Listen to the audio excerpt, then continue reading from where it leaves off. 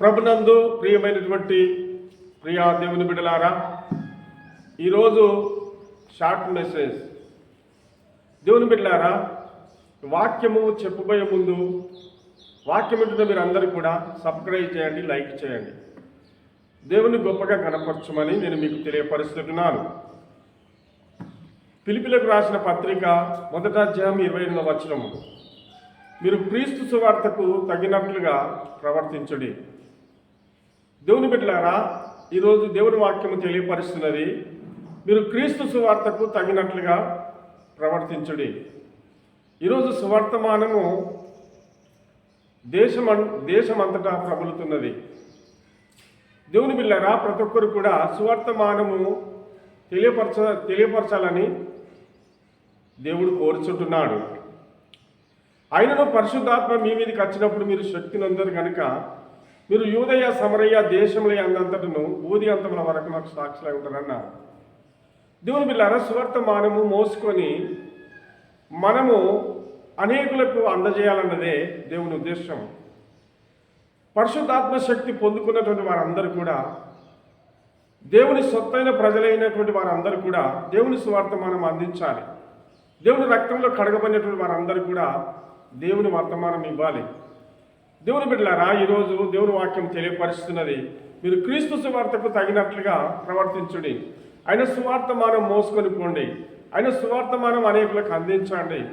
కనుక దేవుని బిడ్డలారా, ఎందుకంటే సువార్తమానం మనము అందించకపోతే ఈరోజు మరి దేవుని బిడ్డగా, దేవుని పిల్లలుగా నేను మీకు తెలియపరిచేది ఏంటంటే, ఆయన రక్తంలో కడగబడిన వారు, ఆయన సొత్తైనటువంటి ప్రజలు కూడా యేసు ప్రభు చెప్పినటువంటి మాటలను మనం వినకపోతే మరి భూమి మీద మనము మన జీవితం ఏంటిదో ఒకసారి అర్థం చేసుకోవాలి.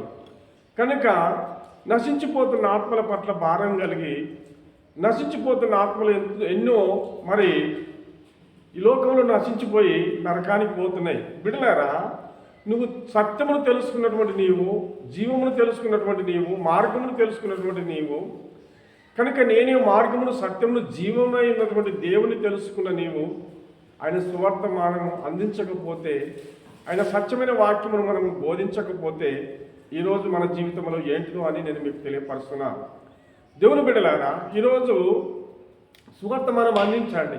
ఎందుకంటే ఒక ఆత్మను నువ్వు రక్షిస్తే పరలోకములు దేవుడు సంతోషిస్తున్నాడు, దేవదూతల మధ్యలో దేవుడు సంతోషిస్తాడు. బిడ్డలారా, అందుకని బట్టి అందరూ పని చేయాలి. ఇంట్లో ఉన్న వారందరూ కూడా పని చేయాలి. బిడ్డలారా, అందుకే సువర్తమానమును మనము అందించడంలో మనము ముందుకు సాగుతున్న వారమై ఉండాలి. కనుక ఒకరోజు మనము సువర్తమానం అందించకపోతే అపొస్తలుడైన పౌలు ఏమంటాడంటే, నేను భోజనం చేయను అంటాడు. ఈరోజు నువ్వు ఒక కంకణం కట్టుకోవాలి, నువ్వు ఒక ఉద్దేశం కలిగి ఉండాలి. ఒక సంవత్సరంలో మరి నువ్వు ఏం చేయాలనో, దేవుని కొరకు ఏం చేస్తున్నావో అది నువ్వు ఎరిగి మరి పాపములో శాపములో ఉన్నటువంటి వారందరికీ మంచి మార్గంలో నడిపించే విధానం ఏర్పాటు చేసుకోవాలి. ఈరోజు తాగుబోతులు, ఈరోజు తిరుగుబోతులు, ఈరోజు అనేక సినిమాలు చూస్తూ హత్యలు చేస్తూ మానభంగాలు చేస్తున్నటువంటి వారు, కనుక సత్యమెరగని వారు, ఔసత్యములు ఉన్నటువంటి వారికి సత్యాన్ని గురించి తెలియపరచడమే సువర్తమానం. దేవుని బిడ్డలారా, కనుక తాగుబోతులు మార్చబడాలి, కనుక తిరుగుబోతులు మార్చబడాలి. ఈ లోకములో మరి హత్యలు మానభంగాలు చేస్తూ మనుషులుగా గమనించని వారందరూ కూడా, అలాంటి మనతత్వం కలిగిన వారందరూ కూడా నిజ సత్యం తెలుసుకొని మరి దేవుని సన్నిధికి రావాలన్నదే దేవుని యొక్క ఉద్దేశం. దేవుని బిడ్డలారా, అందుకారణాన్ని బట్టి స్వార్థమానం అనేకులకు మీరు తెలియపరచాలని దేవుని వాక్యం తెలియపరుస్తున్నది. అట్లు మీరు బెదరకుండుట వారికి నాశనమును. ఎందుకంటే దేవుని బిడ్డలారా, మీరు బెదరకుండుట వారికి నాశనం. ఎందుకంటే మీకు రక్షణను కలుగుతున్నటకు సూచన అయి ఉన్నది. ఇది దేవుని వలన కలిగినదే. దేవుని బిడ్డలారా, మీకు రక్షణను కలుగుట వలన సూచన అయి ఉన్నది. ఇది దేవుని వలన కలిగినదే.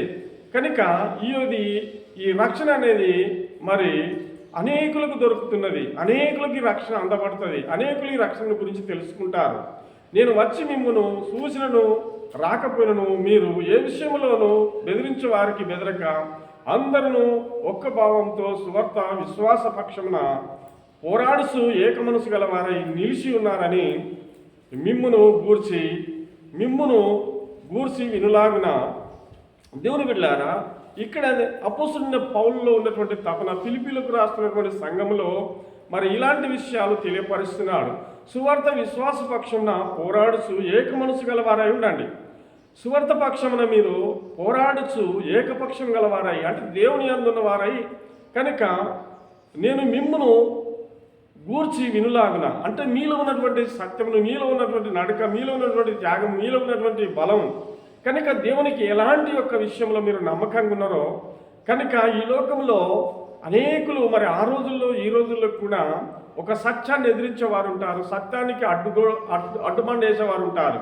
అట్టి వారికి బెదరక, అట్టి వారికి భయపడక ఈ సువార్తమానను మీరు అందించాలన్నదే దేవుని యొక్క ఉద్దేశము, దేవుని యొక్క తపన ఉంటుంది. బిడ్డలారా, అపోస్తలుడైన పౌలు జీవితంలో ఎన్నో మార్లు ఆయన తపన పడుతూనే ఉంటాడు. ఎందుకంటే సువార్త విషయంలో కనుక అనేకులకు ఆత్మీయ నేత్రాలు తెరవబడి లేవు.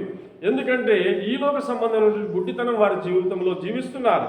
గుడ్డితనంతో జీవించినటువంటి వానికి ఎక్కడికి వాడు ప్రయాణం చేయాలనో, ఎక్కడికి వెళ్ళాలనో అని గమ్యమేంటిదో స్థిరమేంటిదో వానికి తెలియదు. కనుక గుడ్డివాడు ఉన్నటువంటి వానికి ఎవడైనా త్రోవ చూపకపోతే వాడు గమ్యము చేరలేడు. అందుకారణాన్ని బట్టి స్వార్థమానమును మీరు అందించి సత్యమును గురించి తెలియపరిచి మరి నిజ సత్యంలోనికి వారిని నడిపించాలన్నది అపోస్తలుడైనటువంటి పౌలు యొక్క తపన, భావన ఉంటుంది. బిడలారా, అందుకారణాన్ని బట్టి నా నామం కొరకు అవమానం పొందుటకు పాత్రులమని ఏల్చబడినందున వారు సంతోషించుచు మహాసభ ఎదుట నుండి వెళ్ళిపోయి ప్రతిదినము దేవాలయంలోను ఇంటింటను మానక బోధించుచు యేసుక్రీస్తును ప్రకటించుచుండిరి.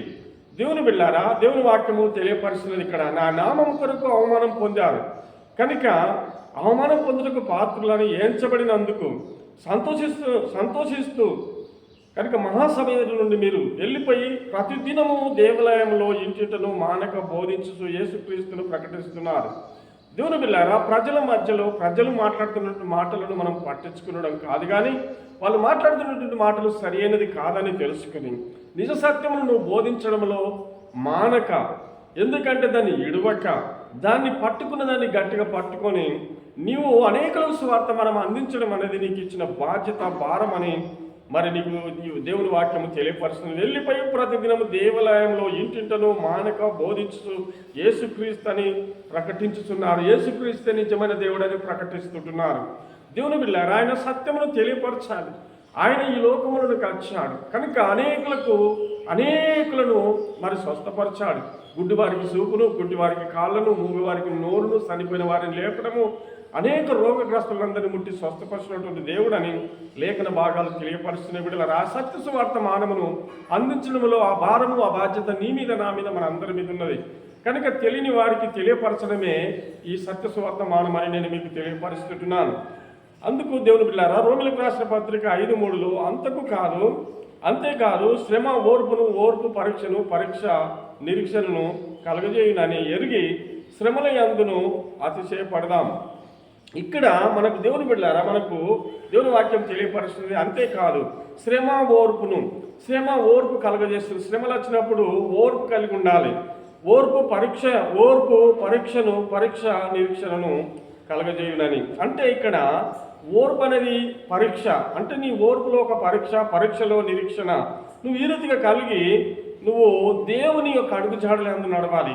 కనుక దేవుని బిడ్డలారా, ఎందుకంటే నువ్వు ఎరిగి శ్రమల యందును అతిశయపడాలి.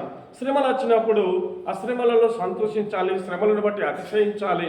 ఈ శ్రమలు ఎన్ని బాధలు, ఎన్ని కష్టాలు నీ జీవితంలో తటసించినప్పటికీ కూడా భయపడటానికి వీలు లేకుండా నీకు ఇచ్చిన దాన్ని గట్టిగా పట్టుకొని సువార్తమానం అందించడం అనేది నేటి దినం నేను మీకు తెలియపరుస్తున్నాను.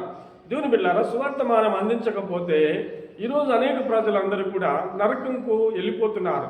కనుక శాపము, పాపం వారి మీద ఏలుతున్నది. కాబట్టి మరి ఈ లోకంలో ఉన్నటువంటి సాతాను శక్తుల నుండి వారికి విడుదల చేయాలి.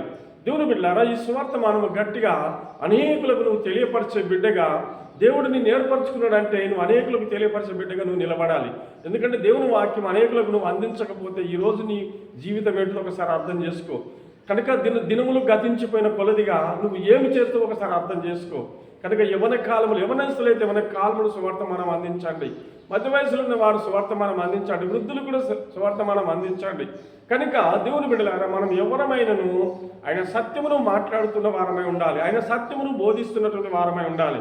కనుక ఈరోజు దేవుడు నీకు ఇచ్చిన బాధ్యతను, ఆ భారమును మోసుకొని అనేకులకు తెలియపరిచే బిడ్డలుగా, మరి సంఘ బిడ్డలుగా, సంఘస్థులుగా, సేవకులుగా, ఈ లోకంలో దేవుని ఎరిగినటువంటి ప్రతి బిడ్డ కూడా ఈ భారము, ఈ బాధ్యతను మోసుకొని అనేకులకు తెలియపరచినట్లుగా నువ్వు ముందుకు సాగాలని నేటి దినం నీకు తెలియపరుస్తున్నాను. వాక్యం వింటున్నటువంటి మీరందరూ కూడా మీ జీవితంలో మర్చిపోకుండా ఈ సువార్త మనం అందించే బిడ్డలుగా మీరు ఉండాలని కోరుతున్నాను. దేవుడు ఈ వాక్యమును దీవించును గాక. ఆమేన్.